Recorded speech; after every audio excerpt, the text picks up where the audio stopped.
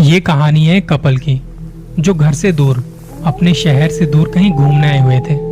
घूमने के लिए पति ने अपने ऑफिस से पहले ही 5 दिन की छुट्टी ले ली थी। गर्मियों के दिन थे और दोनों का प्लान बनता है देहरादून जाने का। इसके लिए उन्होंने बस की बुकिंग की। बस भी कोई ऐसी वैसी नहीं, वॉल्वो सुपर डिलक्स। लखनऊ के बांस मंडी चौराहा बस स्टॉप से इनकी रात की बस थी, रात 10 बजे की, जिसके लिए ये दोनों समय से पहले पहुंचने वाले थे।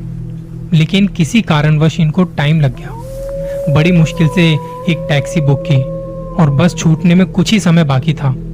टैक्सी में बैठ दोनों फटाफट निकल गए और ड्राइवर को कहा कि भैया थोड़ा जल्दी चलो। वो टैक्सी बहुत तेज भगा रहा था। उसके लिए उसने बाद में टाइम से पहले पहुंच जाने पर थोड़ा ज्यादा पैसे की डिमांड की और उन्होंने उसे दिए भी। दोनों ने बस को ढूंढा और अपनी सीट कंफर्म करने लगे। देखा तो उनकी सीट पर पहले से कोई बैठा था। उन्होंने बस वाले को बताया और उन्हें उनकी सीट मिल गई। अपना सामान वगैरह रखा और थोड़ी देर में निकल पड़े सफर की ओर। रात में सफर करना था तो कहीं कोई दिक्कत ना हो, इसलिए बस वाले ने पहले ही कह दिया था कि कोई भी अपनी खिड़की नहीं खोलेगा। बाकी टाइम से पहुंचाने की हमारी जिम्मेदारी है। सफर को आसान करने के लिए सारे मुसाफिर एक दूसरे का मनोरंजन करने लगे। रात कब कट गई पता ही नहीं चला और वो लोग पहुंच गए देहरादून। सब लोग होटल ढूंढने में लग गए थे क्योंकि ऑनलाइन बुकिंग शायद किसी ने भी नहीं की थी। अच्छा सा होटल देखा और 2 दिन अच्छे से बिताने के बाद बीवी ने अपने पति को कहा कि अब उसे जाना है यहाँ से। कुछ अजीब अजीब सा लग रहा है। होटल में उसे बहुत नेगेटिव सा फील हो रहा था। पति ने कहा हम होटल बदल लेते हैं, और तुमने ही तो कहा था कि मैं घुमाने नहीं लेके जाता। तुम्हारा मन था और अब 2 दिन में वापस चलने की बात कह रही हो। बीवी ने कहा पता नहीं मुझे क्या हुआ है, पर मुझे कुछ अच्छा नहीं लग रहा। पति ने कहा ठीक है, मैं वापस जाने की टिकट बुक करता हूँ और हम आज रात को ही निकल जाएंगे। सेम डे की बस की बुकिंग मिल नहीं रही थी। कुछ में तो सारी सीट कंफर्म हो चुकी थी और कुछ में टाइमिंग अपने हिसाब की नहीं थी। शाम के वक्त दोनों मार्केट घूमने गए हुए थे तो वहां एक टूर एंड ट्रेवल वाला दिखाई पड़ा। उसकी दुकान में गए और बात की। उन्होंने फोन पर बात करके 2 सीट कंफर्म कराई और रात 10 बजे की उनकी बुकिंग थी। ट्रैवल वाले ने कहा कि सर आप दोनों किस होटल में ठहरे हो, एक बार बता दीजिए। रात को हमारी गाड़ी आएगी और आपको बस स्टैंड तक छोड़ देगी। वो दोनों थोड़ा बहुत घूम के वापस होटल पहुंचे और सामान वगैरह पैक किया। होटल से चेकआउट कर रहे थे और इतने में गाड़ी भी आ गई। सामान गाड़ी में रख दोनों बैठ गए और चल पड़े। ड्राइवर पूछ रहा था सर आप इस होटल में क्यों ठहरे थे, मतलब किसी ने बताया था? तो दोनों बोले हम तो सीधा होटल में ही आए थे, यहाँ पहुंचने के बाद गए हुए थे। तो वहां एक टूर ने नहीं बताया। ड्राइवर से पूछा कुछ बात है क्या? तब ड्राइवर ने कहा कि सर आप जिस होटल में रुके थे वो एक हॉन्टेड होटल है। ऐसा कहते हैं यहाँ इस होटल में जो कोई आता है उसके साथ कुछ ना कुछ घटनाएं होने लग जाती हैं। किसी का मानसिक संतुलन बिगड़ जाता है, किसी को कोई साया दिखता है। पिछले साल एक कपल आया था जिनकी नई शादी हुई थी। वो लोग इसी होटल में ठहरे थे। जब वो आए थे तो मैडम बिल्कुल ठीक थी, लेकिन वापस जाते जाते मैडम बिल्कुल बदल चुकी थी। उन्हें दौरे पड़ने लगे थे। वो घर पहुंचते पहुंचते पागल हो चुकी थी। आप दोनों मुझे भले इंसान लगते हो, मैं दुआ करूंगा कि आप लोग बिल्कुल सुरक्षित रहें। लीजिए सर। बातें करते करते हम बस स्टैंड तक भी पहुंच गए। बस निकलने को थी। उसमें दोनों फटाफट चढ़े और अपनी सीट देखकर बैठ गए। दोनों खुश थे। पति ने बीवी से पूछा तुम ठीक हो ना? उसने मुस्कुराकर हाँ में जवाब दिया। दोनों ने उस दिन बिल्कुल भी रेस्ट नहीं किया था तो बस में बैठने के थोड़ी देर बाद उन्हें नींद आ गई।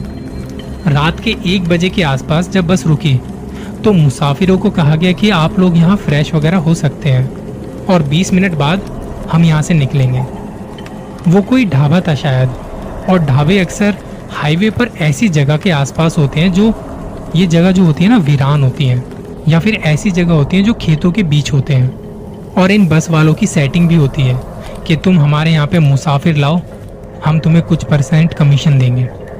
तो अब सब फ्रेश होने में लग गए। कोई चाय पी रहा था तो कोई कुछ खा रहा था। ये दोनों भी सबसे आखिर में बस से उतरे और पति ने बीवी को कहा तुम रुको, मैं फ्रेश होके आता हूँ। वापस आया तो बीवी ने पूछा साफ सफाई तो है ना? पति ने कहा, हाँ ठीक ठाक है, बस मैं बाहर खड़ा हूं, तुम अंदर होके आ जाओ। थोड़ी देर में वो बाहर आती है तो हाथ धोने के लिए अंदर साबुन नहीं था, लेकिन बाहर एक हैंडपंप था जहां हाथ धो सकते थे। वो हैंडपंप ढाबे के पीछे की तरफ था, जहां बस खेत ही खेत थे।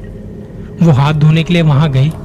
उसने हैंडपंप चलाया और साबुन लेने जैसे ही झुकी, नीचे झुकी, उसके कानों के पास कुछ आवाज सुनाई दी। उसने झट से पीछे मुड़ के देखा, पर वहां पे कोई नहीं था। वो सहमी हुई सी वापस हाथ में साबुन लगाने झुकी और उसके बाल हिलने लगे, जैसे कोई हवा का झोंका उसके बालों को लहरा रहा हो। उसने डरते हुए अपनी नजर घुमाई कि कौन है। नजर घुमाते घुमाते उसकी नजर एक जगह जाके रुक गई। सामने खेतों में कोई खड़ा था और इतने अंधेरे में कुछ चमक रहा था। शायद वो आंखें थी। उसने अपनी पति को आवाज लगाई, पर उसकी आवाज उसके पति तक पहुंच नहीं पा रही थी। चिल्लाते चिल्लाते उसे खांसी आने लगी और अब उसने दोबारा से खेत की तरफ देखा तो वो जो चमक रहा था वो एकदम उसके सामने आ खड़ा हुआ, जिसे देखते ही वो बेहोश हो गई। 10-15 मिनट गुजर जाने के बाद पति ने सोचा कि देख कर आता हूं कि कहाँ है वो। उसने वॉशरूम में आवाज लगाई, पर वहां कोई नहीं था। उसकी आवाज सुन के 1-2 लोग और आए और तभी किसी के बाहर से चिल्लाने की आवाज आई। हैंडपंप वाली जगह पर जाके देखा तो वहां उसकी बीवी बेहोश पड़ी थी। चेहरे पर पानी का छिड़काव किया। उसे थोड़ी देर में होश आया। होश आते ही वो रोने लगी। उसका शरीर कांप रहा था। उसकी गर्दन पर किसी के हाथ के निशान भी थे। पति ने पूछा, क्या हुआ? वो अपनी कांपती हुई आवाज में बोली, वहां खेतों में कोई था जो मुझे मारना चाहता था। उसकी वो चमकती हुई आंखें मुझे डरा रही थी। मैं मरना नहीं चाहती, मुझे यहाँ से ले चलो प्लीज, मुझे यहाँ से ले चलो। दोनों बस में बैठे और बस निकल पड़ी लखनऊ की ओर।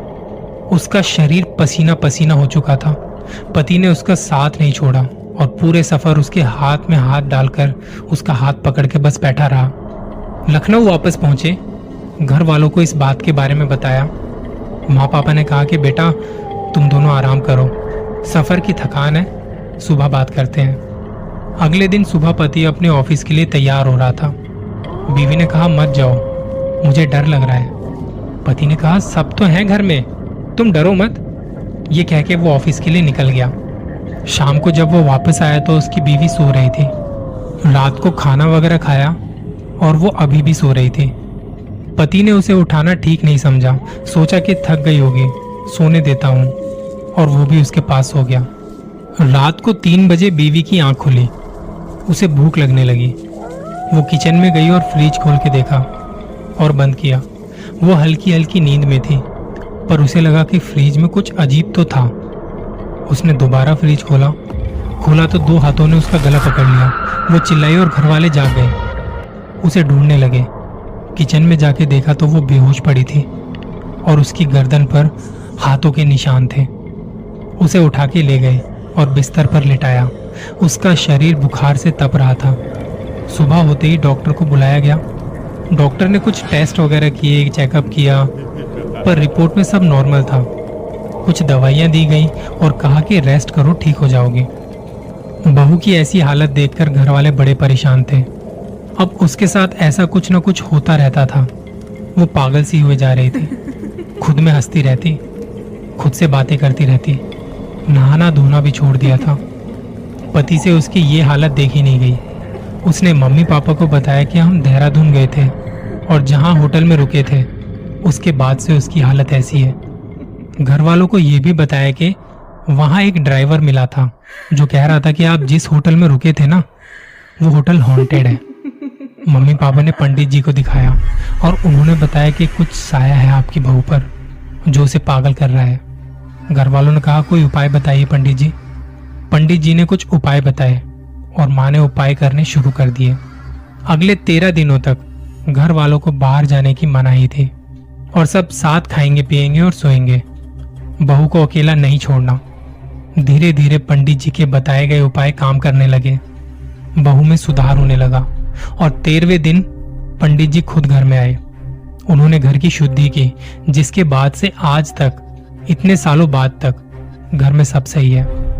सबसे जरूरी बात इस कहानी से जो सीखने को मिलती है, आपको कहीं घूमने जाना है तो उस जगह के बारे में आपको सारी जानकारी होना बहुत जरूरी है। कहाँ जाएंगे से लेकर कहाँ रुकेंगे तक। बिना सोचे समझे घूमना भारी पड़ सकता है। और हाँ, हो सके तो वहां के जो लोकल लोग हैं उनसे पूछताछ जरूर करें कि जहां आप ठहरे हैं वो जगह कैसी है, क्योंकि हर कहानी के अंत में सब सही हो ऐसा जरूरी नहीं। आप बस अपना ख्याल रखिएगा।